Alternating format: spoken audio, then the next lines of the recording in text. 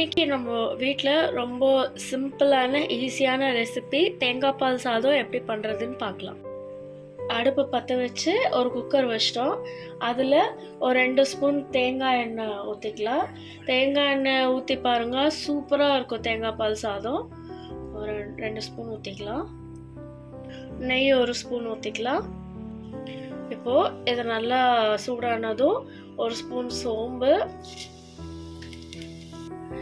லவங்கம் 8, 2 பட்டை, 2 ஏலக்காய் போட்டுருங்க. 4 வெங்காயம் வெட்டி போட்டிருக்கேன். இப்போது இந்த வெங்காயத்தை வதக்கிட்டு 4 பச்சை மிளகாய் போட்டுக்கோங்க. இதையும் நல்லா சேர்த்து வதக்கிடலாம். உப்பு தேவையான அளவு போட்டுடலாம்.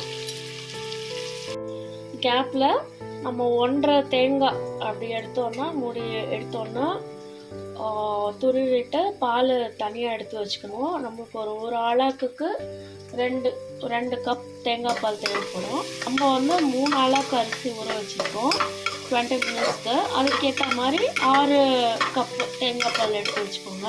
இப்போ நம்ம இந்த தேங்காய் பால் 6 கப் இதில் ஊற்றிக்கலாம். பாருங்கள், 6 கப் பால் தேங்காய் பால் ஊற்றியாச்சு.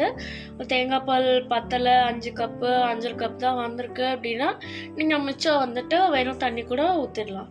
ஊற்றிட்டு இப்போ நம்ம இது கொதிக்கிற வரைக்கும் வெயிட் பண்ணணும். இப்போ இது நல்லா கொதி வந்துருச்சு. இதில் நம்ம ஊற வச்சிருக்க அரிசியை நம்ம போட்டுடலாம்.